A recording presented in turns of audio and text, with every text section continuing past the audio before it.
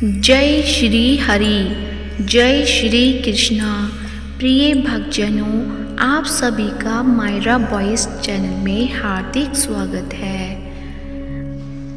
आज द्वादशी के दिन यानी विजया एकादशी के अगले दिन पारण करते समय सुने तुलसी माता की कुछ कथाएं। तो प्रेम से बोलिए तुलसी माता की जय हो, महारानी की जय हो, भगवान श्री कृष्ण की जय हो। एक बुढ़िया थी जो तुलसी को सींचती थी। जो जब वह जाती तो तुलसी माता से कहती कि हे तुलसी माता, सत की दाता, मैं तेरा बिड़वा सींचती हूँ, मुझे बहू दे, पीले रंग की धोती दे, मीठा ग्रास दे, बैकुंठ में बास दे, अच्छी मौत दे, चंदन का काट दे, अच्छा राज दे, खाने को दाल भात दे, और 11 यानी एकादशी के दिन कृष्ण का कंधा दे। बुढ़िया माँ की यह बातें सुन तुलसी माता सूखने लगी। तुलसी माता को यूं सूखते देख भगवान ने पूछा कि हे तुलसी, तुम दिन प्रतिदिन क्यों सूखती जा रही हो? तुलसी माता ने कहा कि बस मेरे मन की मत पूछो। भगवान ने कहा कि मैं नहीं पूछूंगा तो कौन पूछेगा? इस पर तुलसी माता कहती हैं कि एक बुढ़िया आती है और अपनी बात कहकर चली जाती है। मैं उसकी सभी बातें पूरी कर दूंगी, लेकिन कृष्ण का कंधा कहाँ से लाऊंगी? भगवान कृष्ण बोले कि वह मरेगी तो मैं अपने आप ही कंधा देने आऊँगा। तुम बुढ़िया माई से यह बात कह देना। इसके बाद बुढ़िया माई मर गई। बुढ़िया के मरने पर सारा गांव इकट्ठा हो गया और उसका अंतिम संस्कार आने पर उसे उठाने लगे, लेकिन वह बहुत भारी हो गई, जिससे उसकी अर्थी टस से मर्च नहीं हुई। सभी बोले यह तो बहुत संस्कारी थी, बहुत पूजा पाठ करती थी, कोई पाप नहीं किया, फिर यह इतनी भारी कैसे हो गई? बूढ़े ब्राह्मण के वेश में भगवान आए और कहने लगे यह भीड़ कैसी लगी हुई है? तब गांव वाले बोले कि एक बुढ़िया मर गई है और वह इतनी पापिन थी कि उसकी अर्थी नहीं उठ रही है, वह बहुत भारी हो गई है।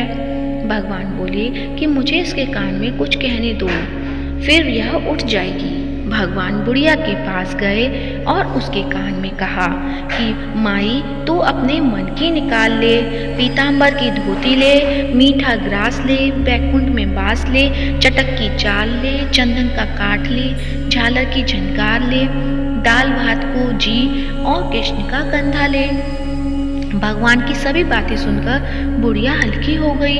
भगवान अपने कंधे पर उसे ले गए। बुढ़िया को मुक्ति मिल गई और वह बैकुंठ को चली गई। हे तुलसी माता, जैसे आपने उस बुढ़िया माई की मुक्ति की, वैसे सभी की करना। जैसे भगवान ने उसे कंधा दिया, हमें भी देना। और तुलसी की पूजा जो भी करे उसे उसका अत्यधिक महत्व होता है। तो प्रेम से बोलिए माता तुलसी की जय हो, कृष्ण भगवान की जय हो।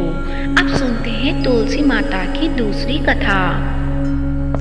शिव महापुराण के अनुसार पौराणिक समय में दैत्यों का राजा दंभ हुआ करता था। वह बहुत बड़ा विष्णु भक्त था। कई सालों तक उसके यहाँ संतान नहीं होने के कारण उसने शुक्राचार्य को अपना गुरु बनाकर उनसे श्री कृष्ण मंत्र प्राप्त किया। यह मंत्र प्राप्त करके उसने पुष्कर सरोवर में घोर तपस्या की। भगवान विष्णु उसकी तपस्या से प्रसन्न हुए और उसे संतान प्राप्ति का वरदान दे दिया। भगवान विष्णु के वरदान से राजा दंभ के यहाँ एक पुत्र ने जन्म लिया। इस पुत्र का नाम शंखचूर्ण रखा गया। बड़ा होकर शंखचूर्ण ने ब्रह्मा जी को प्रसन्न करने के लिए पुष्कर में घोर तपस्या की। उसकी तपस्या से प्रसन्न होकर ब्रह्मा जी ने उसे वरदान मांगने को कहा। तब शंखचूर्ण ने वरदान मांगा कि वह हमेशा अजर अमर रहे, वह कोई भी देवता उसे नहीं मार पाए। ब्रह्मा जी ने उसे यह वरदान दे दिया और कहा कि वह बद्री वन जाकर धर्मध्वज की पुत्री तुलसी को तपस्या कर रही है, उससे विवाह कर ले। शंखचूड़ ने वैसा ही किया और तुलसी के साथ विवाह के बाद सुखपूर्वक रहने लगा। उसने अपने बल से देवताओं, असुरों, दानवों, राक्षसों, गंधर्वों, नागों, किन्नरों, मनुष्यों तथा त्रिलोकी के सभी प्राणियों पर विजय प्राप्त कर ली। वह भगवान श्री कृष्ण का परम भक्त था।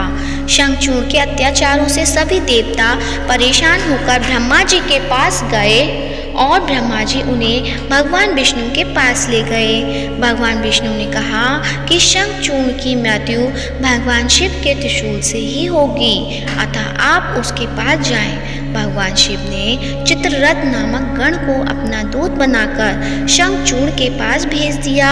चित्ररथ ने शंखचूड़ को समझाया कि वह देवताओं को उनका राज्य लौटा दे, परंतु शंखचूड़ ने मना कर दिया और कहा कि वह महेश्वर से युद्ध करना चाहता है।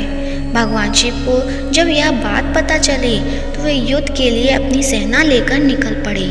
इस तरह देवता और दानवों में घमासान युद्ध हुआ, परंतु ब्रह्मा जी के वरदान के कारण शंखचूड़ को देवता नहीं हरा पाए। भगवान शिव ने शंखचूड़ का वध करने के लिए जैसे ही अपना त्रिशूल उठाया, तभी आकाशवाणी हुई कि जब तक शंखचूड़ के हाथ में श्री हरि का कवच है और इसकी पत्नी का सतीत्व अखंडित है, तब तक इसका वध असंभव है। आकाशवाणी सुनकर भगवान विष्णु वृद्ध ब्राह्मण का रूप धारण कर शंखचूड़ के पास गए और उससे श्री हरि का कवच दान में मांग लिया। शंखचूड़ ने वह कवच बिना किसी संकोच के दान कर दिया। इसके बाद भगवान विष्णु शंखचूड़ का रूप धारण कर तुलसी के पास गए। शंखचूड़ रूपी भगवान विष्णु ने तुलसी के महल के द्वार पर जाकर अपनी विजय होने की सूचना दी। यह सुनकर तुलसी बहुत प्रसन्न हुई और पति रूप में आए भगवान का पूजन किया व रमण किया।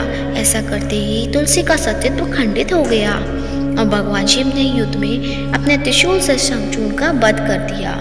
तब तुलसी को पता चला कि वे उसके पति नहीं हैं, बल्कि वे तो भगवान विष्णु हैं। क्रोध में आकर तुलसी ने कहा कि आपने छल पूर्वक मेरा धन भ्रष्ट किया है और मेरे पति को मार डाला, अतः मैं आपको श्राप देती हूँ कि आप पाषाण होकर धरती पर रहें।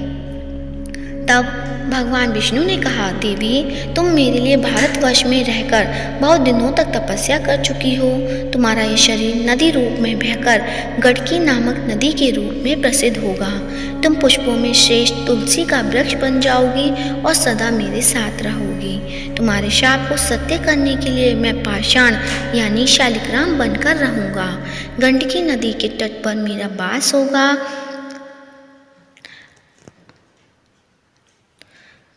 और देवउत्थान एकादशी के दिन भगवान शालिग्राम व तुलसी का विवाह संपन्न कर मांगलिक कार्यों का प्रारंभ किया जाएगा और तुलसी शालिग्राम विवाह करने से अपार पुण्य की प्राप्ति होगी। तो प्रेम से बोलिए, माता तुलसी की जय हो, कृष्ण भगवान की जय हो, शालिग्राम भगवान की जय हो। अब सुनते हैं तुलसी माता की आरती। तुलसी महारानी नमो नमो, हरि की पटरानी नमो नमो, धन तुलसी पूरन तप कीनो, शालिग्राम बनी पटरानी, जाके पत्र मंजली कोमल, श्रीपति कमल चरण लपटानी।